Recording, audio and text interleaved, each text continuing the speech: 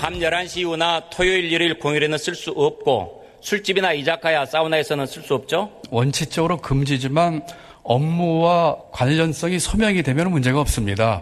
그리고 사실을 말씀드리는 겁니다. 새벽 2시가 조찬입니까? 새벽이 됐든 아침이 됐든 업무 관련성이 입증이 되면 되는 것입니다. 마치 심 의원님께서 국회 보직하고 계실 적에 주말에 쓰신 것과 똑같은 겁니다. 불법 로드 받으신 자료는 반납해 주시고요. 업추비와 관련된 내용들은 감사원 감사 결과를 기다리시고 그것은 저희가 100% 다 공개를 하겠습니다. 자, 어제 있었던 국회 경제 분야 대정부 질문에서 한국당 심재철 의원과 기획재정부 김동연 부총리가 그 사이에서 벌어진 설전의 내용 잠시 들어보셨습니다. 이 내용 어제 내내 이제 뉴스 소재가 됐고요. 많은 사람들이 입길에 오르기도 했는데 시민의 재정정보 열람 과정 과연 적법했는지 그리고 지금 주장되고 있는 청와대의 업무추진비 사용이 적절했는지 여러 가지 논란들이 있습니다. 이 과정에서 심 의원은 또 추가 내용을 계속 공개하고 있는데요. 더불어민주당 서용교 원내수석 부대표 연결해서 이 논란에 대한 여당의 입장을 한번 들어보도록 하겠습니다. 안녕하십니까? 예, 안녕하세요. 자, 어제 국회 본회의장에 계셨죠? 예, 그랬습니다. 예, 그럼 직접 지켜보셨을 텐데 여당 입장에서 어떤 느낌이시던가요? 심재철 의원이 대정부 질문에 원래 대상자가 아닌데도 불구하고 교체 해감안서까지 투입되었습니다. 예. 그리고 마지막 순서였다가 또 앞으로 당기고 뭐가 있나 보다. 저 부분을 어떻게 할 것인가 이런 얘기까지 저희들은 사실은 했고요. 예. 그러나 그것은 불법으로 다운로드 받은 불법 정보들이고 국가 기밀에 해당하는 부분들도 있다. 여기서는 단호해야 된다. 이렇게 하고 대정부 질문 다음 질문자가 이 부분을 또한 다시 한번 체크하기로 이렇게 저희들은 이제 좀 대응하기로 했었는데요. 김동연 부총리가 답변하는 내용들을 듣고선 저희가 확실하게 이번엔 심재철 의원이 잘못된 것들이 많이 드러나고 있구나. 저렇게 잘못된 것이라면 오늘은 김동연 부총리 정부의 답변이 정확하게 심재철 의원의 잘못된 것을 확실하게 정리시켰다. 이렇게 저희들은 봤습니다. 예. 어제 이 얘기 나왔을 때 저희는 이제 외나무다리에서 만나는구나 이제 이런 식의 얘기인데 뭐 말씀 들어보니까 이게 순서로 바꿔가면서까지 아마 일단 진행을 했던 것 같네요. 예. 원래 그 대정부 질문자가 아니었죠. 내가 나와서 시연하겠다. 그리고 뭐 언제 이상하게 쓴 업무 추진비도 이야기하겠다. 사전에 보도자료까지 내가면서 그것들을 직전에 보도자료를 낸 거죠. 심재철 의원이 내면서 크게 대정부 질문 또 그것도 국회 질문자니까 내가 이번에 확실하게 판 정리할 거야 이러고 나오신 것 같아요. 그런데 판은 거꾸로 정리된 것 같습니다. 그러면 실제로 이제 상당히 이제 의도적으로 뭔가를 보여주시려고 나온 건데, 그러니까 시연도 하셨고요. 뭐 해킹 의도는 그렇죠. 없었다는 주장이었고, 그 다음에 뭐 어차피 예산 들여다보는 거 국회의원의 정상 활동 아니냐 이게 이제 핵심적인 주장의 내용인데 어떻게 보시나요? 처음 들어갈 때는 기재위고 기재위 아이디가 있다는 거예요. 그래서 기재위 아이디로 들어갔을 것이고 김동연 부총리 말처럼 지난 5년간 한 20번 정도 들어갔다는 거죠. 그런데 지난 며칠 동안은 약 190여 회에 걸쳐서 김동연 부총리 말에 의하면 100만 건 정도를 다운로드 받는데 이게 쉽지 않지 않을까요? 그러니까 갑자기 아이디를 3개 더 발급받은 거죠. 그러면서 너는 이쪽하고 너는 이쪽하고 너는 이쪽 해. 그렇게 해서 역할 분담하고 조직적이고 체계적으로 계속 다운을 집중적으로 받은 거죠. 그런데 그 과정에서 이 재정정보원칙이나 정부 측에서 이거 왜 이래? 이러면 안 돼. 라고 판단을 하고 이러지 마십시오. 그리고 지금 가지고 가신 자료는 안 됩니다. 이건 그 영역이 아니니까 돌려주십시오. 라고 지속적으로 얘기를 했다는 거죠. 그랬더니 안 돼. 라고 하고 돌려주지 않고 그리고 나니까 이제 할 수 없이 정부가 법적 조치를 취하니까 그때부터 몇 가지 이제 자료들을 까면서 마치 부도덕한 정부에 내가 예산 들여다보는 건 당연한 거야 라고 했는데 여기는 이제 어제 나오듯이 그 의원이나 의원실이 접근할 수 있는 예산이 아니라고 되어 있고 그러면 이런 부분에 대해서 재정정보원 측이나 정부 측에서 아니라고 했을 때는 잘못됐구나라고 했어야 되는데 그렇지 않고 이거는 우리가 다 할 수 있어라고 하게 된 거죠. 예. 그리고 이제 검찰의 그 수사를 받게 되니까 당이 나서서 이 부분에서는 싸워야 되겠다라고 한 것 같은데 어제 이제 공방을 보면서 제가 보기엔 자유한국당도 힘이 좀 빠지지 않았나 이런 생각이 듭니다. 그 어제 김동연 부총리 얘기로는 이제 감사관실용이라는 경고도 분명히 떠 있었다라고 하고요. 그렇죠. 예. 백스페이스를 눌러서 뭐 들어갈 수 있는지는 모르겠으나 실제로 그게 비인가된 자료다라는 걸 충분히 인지할 수도 있었다라는 그런 것에 대해서 심의원 쪽은 말 그대로 뻥 뚫려 있었다. 이미 다 열려 있는 걸 보는데 뭐가 문제냐 이제 이런 식의 대응이잖아요. 어떻게 생각하세요? 네네네. 감사관실용이라고 하는 게 있었고 그 부분은 또 이쪽에서도 인정을 하고 그리고 또 그 과정에서 이 재정정보원 측에서 계속 자료를 달라고 요구했다는 거예요. 사후에. 그리고 이렇게 하면 안 된다고. 그렇게 얘기를 했던 것이고 그 이후에도 제가 보기에는 뭐 이 자료를 계속 밖으로 내놓고 유포하고 이런 작업이 있었던 거고요.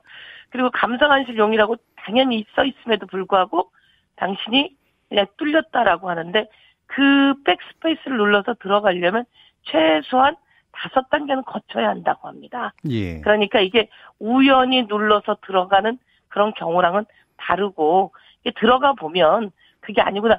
저희도 마찬가지로 이렇게 해서 저희가 그런 표현을 많이 했는데요. 지나가는데 집이 열려 있어. 대문이. 그래서 들어가서 물건 가지고 나오면 되나 안 되나. 이렇게 정리를 하게 된 거죠. 열려 있으면 열려 있는 대로. 그러나 정부도 그 부분은 치밀해야 되죠. 그렇죠. 한 번 더 그 부분은 살펴봐야지 되는 것은 좀 필요하다라고 하고요. 어제 김동연 부총리의 말은 업무 추진비가 혹시 잘못된 내역이 있을 수도 있으니 감사원에 스스로 감사를 요구했다 이렇게 얘기하잖아요. 그런데 어쨌든 그 공간이 열려 있는 것이 잘못되었는지 안 되었는지는 얘기 안 하는 거 보니까 제가 보기에는 그 부분은 이제 우리도 그것이 문제가 있다면 그 부분도 한 번 더 살펴야 되지만 저희 같은 경우에는 거기에 못 들어가거든요. 저는 못 들어갑니다. 기재위에 있는 보좌관이나 의원은 접근할 수 있는 영역이 있고 제가 알아봤습니다. 김정우 의원이 어제 질의한 의원인데요. 기재부의 핵심 요원이었죠. 자기들은 들어갈 수 없는 곳이랍니다. 남의 영역이나 이런 부분에 들어갈 수 없는데 그들은 그것을 타고 들어가게 된 거죠. 불법입니다. 불법인지 알고 있었고 그랬기 때문에 이거 봐라.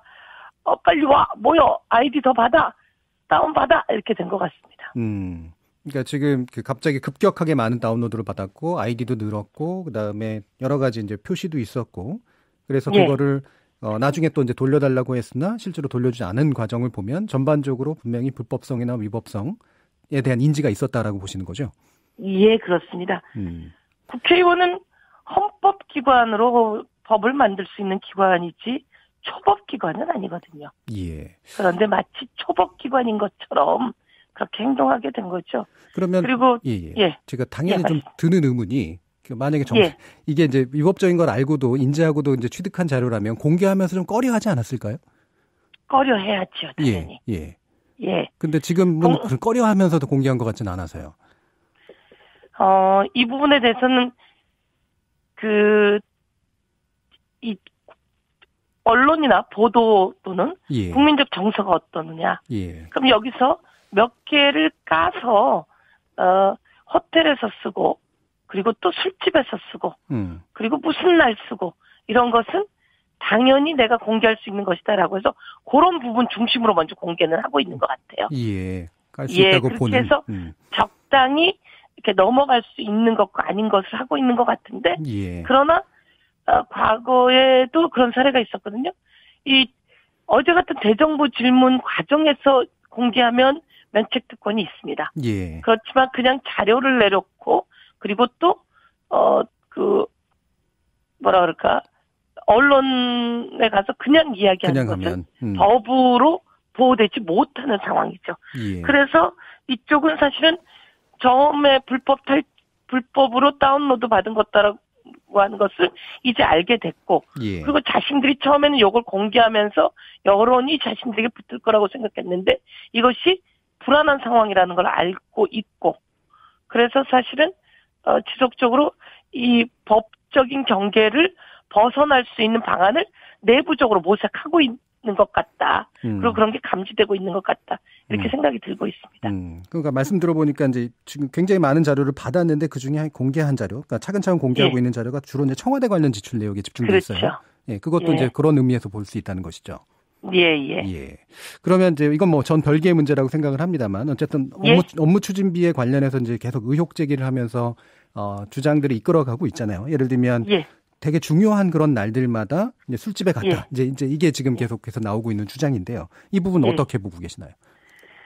중요한 날들에 맞춰서 그런 곳에 갔다라고 이야기할 거라고 이제 보도 자료도 내고 그래서 저희도 사전에 알고 있었는데요.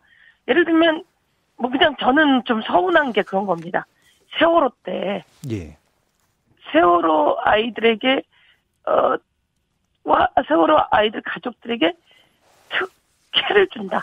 특혜가 아니라 세월호 아이들이 실제로 그 수업비리 부족해가지고 대학을 갈 수가 없습니다. 그럼 수업일이 부족해도 점수가 되는 애들을 특별한 예를 들어가지고 대학에 갈 수 있게 만들거나 이럴 때마다 다 반대하고 허위 사실을 유포했던 곳이 바로 그쪽 사람들입니다. 뭐 심재철 의원이라는 얘기도 당시에 많이 있었을 정도고요.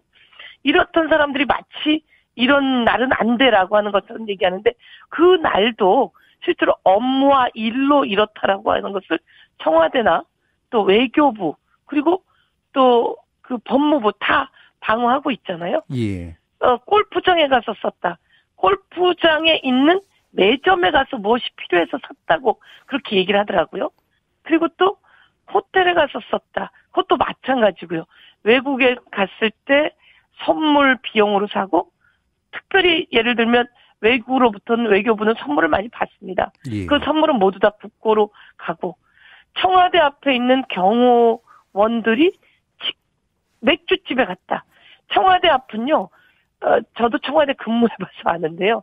그냥 동네에 치킨집이 주 업무입니다. 그래서 청와대 주변이 되게 삐까번쩍할 줄 아는데 그렇지가 않습니다. 그래서 오히려 이런 곳이 더 서민적인 그러니까 그냥 변두리가 있는 치킨집하고 비슷한 집들입니다.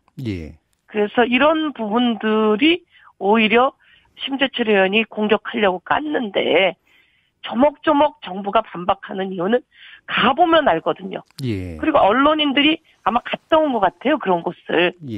가보고 나니 여기는 그냥 음식점인 거죠. 그러니까 신고된 내용만 거기에 떠 있는 자료로 떠 있는 그 제목만 보고 사실 얘기했는데 가보니까 사실은 그게 아닌 경우들이 많았던 건 맞는 것 같습니다.